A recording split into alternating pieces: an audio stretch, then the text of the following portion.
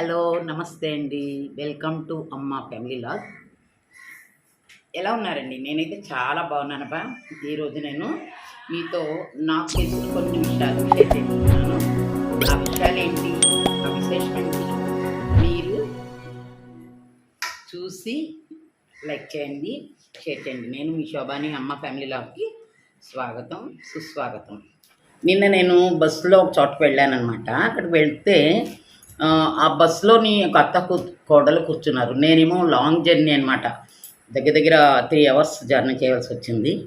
ఆ జర్నీలోని వాళ్ళిద్దరూ మాట్లాడుకుంటూ ఉంటే నాకు చాలా ఆనందం వేసింది. అయితే వాళ్ళు మాట్లాడుకున్నది కొంచెం నేను ఎలాబొరేట్ చేసింది చాలా ఎక్కువ. అదేంటో మీతో ఈరోజు షేర్ చేయబోతున్నాను. అత్తగారు ఉండేది పల్లెటూరులో అనమాట. కోడలు కొడుకు ఉండేది ఇక్కడనమాట. అయితే వాళ్ళు మధురవాడ చివరలో ఉంటున్నారనమాట. అయితే అత్తగారు, కోడలు కలిసి ఎక్కడికో వెళ్తున్నట్టున్నారు. అత్తగారిని కోడలు అడుగుతోంది. "అత్తయ్య గారు, ఈసారి ఎలక్షన్స్‌కి మీరు ఊరు వెళ్ళి వేసొస్తారా?" అని అడిగింది అత్తగారిని. అత్తగారు అంటోందనమాట, "బాబు నేను వెళ్ళనే బాబు. ప్రతిసారి మొన్నటిసారి చచ్చి అంత ఎండలో పడి అలా వెళ్ళి ఓట్లు వేయడానికి వెళ్ళానా, తీరా పెద్ద క్యూ వరకు నిలబడ్డాను. ఆ పల్లెటూరులో 2 బస్సులు ఎక్కి వెళ్ళానా, అక్కడికి తీరా వెళ్ళాక నా ఓట్లు పొమ్మన్నారు. అప్పుడు నాకెంత చిన్నతనం అనిపించిందో తెలుసా? ఎందుకంటే చదువుకున్నా, చదువుకోలేని వాళ్ళు కూడా ఓటు వెయ్యాలంటే చాలా గర్వంగా వెళ్తూ ఉంటారు. అలాంటిది అక్కడికి వెళ్ళి ఓటు లేదు అంటే ఎంత చిన్నతనంగా ఉంటుంది చూడు. అలా ఎందుకయింది అత్తయ్య గారు? మీకు ఆ స్లిప్ ఇవ్వలేదా ముందు? నేను అదే రోజు వెళ్ళాను కదా! అందుకని ఆ స్లిప్ నాకు దొరకలేదు" అంది అత్తగారు. ఒక్కసారి జరిగిందని అలాగ జరుగుతుందా ఏంటి? ఎలక్షన్స్ అనేవి కంపల్సరీ. అలాగే ఓటు హక్కు మనం ఉపయోగించుకోవడం కూడా చాలా ఇంపార్టెంట్ కదా! మీరలా అంటే ఎలాగత్తయ్య గారు? ఏమోని 60 ఏళ్ళు నిండిన నాకు అంత శ్రమపడి ఆ మూలకి వెళ్ళి ఓటు వెయ్యాలా అని ఆలోచన. అంతేకాదు చచ్చి అంత దూరం వెళ్తున్నాం. మనకేమైనా ఒక పథకం వస్తుందా? మనమా బ్రాహ్మలమాయే, దేనికి పనికిరామాయే. మనని ఒక మూల పడేశారు. అన్ని గవర్నమెంట్‌లో ఒక మూల పడేసినట్టే లెక్క. మన వాళ్ళలో నామకావసరం ఒక్కడైనా ఉన్నాడా చూడు. పోనీ ఉన్నా వాడి స్వార్థంతో వాడే చేస్తాడు కానీ, ఒకళ్ళకి హెల్ప్ చేసేవాళ్ళే ఉండరు మనకి. అలాంటప్పుడు మనకి అసలు ఓటు హక్కు ఉన్నా మనకి వేస్టే అనిపిస్తుంది సుమా. అత్తయ్య గారు మీరింకా ఏ కాలంలో ఉన్నారండి? ఈ కాలంలో అందరూ కూడా ఒకళ్ళకొకళ్ళు సహాయం చేయాలని, ఒకళ్ళకొకళ్ళు ఓటు గురించి చూసుకోవాలని, ఆ ఓటు ఎక్కడున్నా డౌన్‌లోడ్ చేసుకోవాలని, వెయ్యాలి అని ఎంతో ఉత్సాహంగా ఉన్నారు.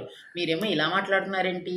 అయినా ఈసారి మిమ్మల్ని నేను అలాంటి ఇబ్బంది లేకుండా మీ ఓటు ఎలక్షన్‌కి మీకు ఓటు వేసే పద్ధతికి నేను పంపిస్తాను. మీరేం కంగారు పడకండి. అందుతానులే అప్పటి వరకును. ప్రస్తుతం ఈ వీళ్ళు ఈ దెబ్బలాటలు, తన్నుకోవడాలు ఉన్నాయి చూడు. అవి చూస్తే తల నొప్పొస్తుంది. ఎక్కడికక్కడ వాళ్ళివి పంచారు, వీళ్ళివి పంచారు, వాళ్ళివి పంచారు. ముసలిదాన్ని కదూ! నాకు కొంచెం ఆతృతగా ఉంది. నాకు కూడా ఏమైనా ఇస్తే బావుండని. నా మొహం నాకేమొస్తుంది? ఏమీ లేదనుకో. మనం ఉద్యోగస్తులం అత్తగారు. మనకు వాళ్ళిచ్చే పెన్షన్ మీద మనం ఎందుకు డిపెండ్ అయ్యి ఉంటాం? మనం కష్టపడి ఉద్యోగం చేసి సంపాదించుకున్న పెన్షను. దాంతోటి మనం హ్యాపీగా ఉన్నాం కదా! మనకు ఆ ఫ్రీ పెన్షన్స్ అవి మనకెందుకు అత్తయ్య గారు? మనకవన్నీ కాదు. మంచి గవర్నమెంట్ రావాలి. మంచిగా పాలించాలి. ఉన్న గవర్నమెంట్ అయినా, రాబోయే గవర్నమెంట్ అయినా పథకాలు అందరికీ సమానంగా ఎవరికి అవసరమో వాళ్ళకి మాత్రం పథకాలిచ్చి, ఎవరికి అక్కరలేదో వాళ్ళకి మామూలు సేవలు అందించి, అందరినీ నార్మల్‌గా చూస్తే చాలండి. ఇవంతా ఎందుకు అనుకోరు? ఏదో పథకాలు మనకు రావాలి, మనకు రావాలి. మనం ఉద్యోగస్తులం, గవర్నమెంట్ జాబ్ హోల్డర్‌లం. మనకేం ఆ పెన్షన్స్ అవసరం లేదు. కానీ మనం ఓటు హక్కును తప్పకుండా సద్వినియోగం చేసుకోవాలి. అలా చేసుకోకపోతే మన ఓటు హక్కు మనమే వదులుకున్నట్టు అవుతుంది. ఎందుకలా వదులుకోవాలి అత్తయ్య గారు? అలాగంటావా? అయినా ఇక్కడ కూడా ఓ 70 ఏళ్ళు దాటిన వాళ్ళకి ఓటు హక్కు ఇంటికొచ్చి ఓటు వేసే పద్ధతి ఉంది అంటున్నారు. మరి ఊర్లో ఉన్న వాళ్ళకి ఎలాగా? నేను ఇక్కడి నుంచి అక్కడికి వెళ్ళి ఇంటికి రావాలి అని అవన్నీ చెప్పాలా ఏంటి? ఆ విషయం ఇంకా ఎక్కడ పేపర్‌లో చదవలేదు సుమా. ఆ విషయం ఎలాగొచ్చిందో, ఏంటొచ్చిందో. మీరంటే చిన్న పిల్లలు ఏదో వేసేస్తారు. "నీకు విషయం తెలుసా?" "ఏంటి అత్తయ్య గారు?" అంది కోడలు. "అదేం లేదే మా టైంలోని ఎలక్షన్స్‌కి వెళ్ళాలంటే చక్కగా కారో, బండో, ఆటో రిక్షానో నేనెప్పటినుంచో ఓట్లేస్తున్నాను కదా! రిక్షా ఇచ్చి పంపించిన రోజులు ఎంతో గౌరవంగా ఓటు వేసి వచ్చే వరకు ఎంత గౌరవంగా నిలబడేవారనుకున్నావు చేతులు కట్టుకొని. ఇప్పుడేంటి మనం లైన్‌లో నిలబడితే పొండి, పొండి, పొండి అంటున్నారు. అలా అంటే ఎంత బాధ అనిపిస్తుంది చెప్పు. అత్తయ్య గారు మీరు అమాయకులు. ఇప్పుడు వయసుకి విలువ, జాతికి విలువ, డబ్బుకి విలువ, దేనికి విలువ లేదండి. ఎవరికి దానికే విలువ. ఎవరి మంచితనానికి వాళ్ళకి విలువ అంతే. ఇప్పుడు ఓట్ల గురించి మనం అంత ఆలోచించాల్సిన పని లేదు కదా! కానీ మామూలుగా అడిగాను మీరు ఓటు గురించి. నా ఓటైతే నేనిక్కడ వేస్తాను అని ఆవిడ చెప్పి, మొత్తానికి ఆ బస్సులో అప్పటి వరకు మాట్లాడిన మాట స్టాప్ చేశారు. నేను చెప్పేదేంటంటే, యాజ్ ఎ సోషల్ టీచర్‌గా నేను మా పిల్లలకి చెప్తూ ఉంటాను. ఆహ్, డెమోక్రాటిక్ అంటే by the people, to the people, for the people అని చెప్తూ ఉంటాను కదా! అలాగా ఎలక్షన్స్‌లో ఖచ్చితంగా పార్టిసిపేట్ చేయాలి. తప్పకుండా ఓటు హక్కును సద్వినియోగం పరుచుకోవాలి. అలాగే ఊరికే వచ్చే పథకాల గురించి అక్కరలేని వాళ్ళు ఎగపడకుండా కావాల్సిన వాళ్ళకి వదిలేయాలి. అక్కర్లేని వాళ్ళు వాళ్ళకి కావాల్సిన పథకాల గురించి వాళ్ళు బతిమలాడాలి.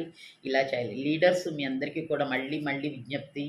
అందరూ కూడా మంచిగా మంచి లీడర్సే ఎవరు చెడ్డ లీడర్స్ అని ఉండరు. ఎందుకంటే వాళ్ళకి ఎన్నో ఎన్నో అనుభవాలతోటి లీడర్‌షిప్ తీసుకుంటారు. ఆ లీడర్‌షిప్ తీసుకున్నాక వాళ్ళ ఉండే టీమ్ కూడా కోఆపరేట్ చేయాలి కదా వాళ్ళకి. అలా చేయకపోయినా కూడా అన్‌సక్సెస్ అవుతూ ఉంటారు. ఇలాంటి విషయంలో మట్టుకు మేము అనుకునేదేంటంటే మా టీచర్స్ మేము మాట్లాడుకునేటప్పుడు ఆ టీమ్ వర్క్ చేయలేదని అనుకుంటాం. లీడర్స్ ఎప్పుడు బ్యాడ్ ఉండరండి. లీడర్స్ అందరూ మంచి వాళ్ళే ఉంటారు. నాకు నచ్చిన అన్ని పథకాల కన్నా ఆరోగ్యశ్రీ పథకం చాలా నచ్చిందండి. ఎందుకంటే చాలామంది పేదవాళ్ళకి ఆపరేషన్స్ అవన్నీ జరిగాయి. నేను స్వయంగా చూసాను కాబట్టి, ఈ ఒక్క పథకం నాకు చాలా నచ్చింది. మిగతా పథకాల గురించి అయితే నాకు అంతగా తెలీదు. ఆరోగ్యశ్రీ పథకం మట్టుకు చాలా చాలా ఉపయోగమైన పథకం. ఆ పథకానికి నిజంగా జోహార్లు చెప్పాలి జగన్ గారికి. మిగతా విషయాల మీ అందరికీ తెలిసిన విషయాలే, మీ అందరూ చూసే విషయాలే. Thank you for watching. అంటే ఈ ఆరోగ్యశ్రీ పథకం గురించి నేనేదో యాడ్ చేస్తున్నాను, అడ్వర్టైజ్‌మెంట్‌లా ఇస్తున్నాను అనుకోకండి. నిజంగా నా కళ్ళతో నేను చూసాను.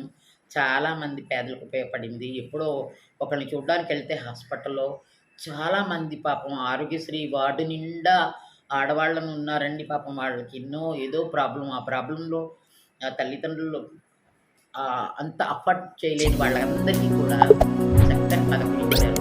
ఈ పథకానికి మటుకు జోహార్లు అనిపించింది నాకు. నిజంగా గాడ్ బ్లెస్ యూ లీడర్ గారు.